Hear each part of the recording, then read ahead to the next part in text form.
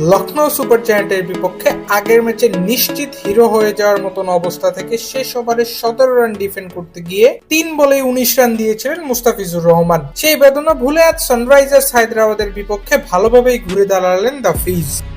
মুস্তাফিজুর রহমান আজ 2.5 ওভার বল করে দিয়েছেন মাত্র 19 রান, ইকোনমি 6.70।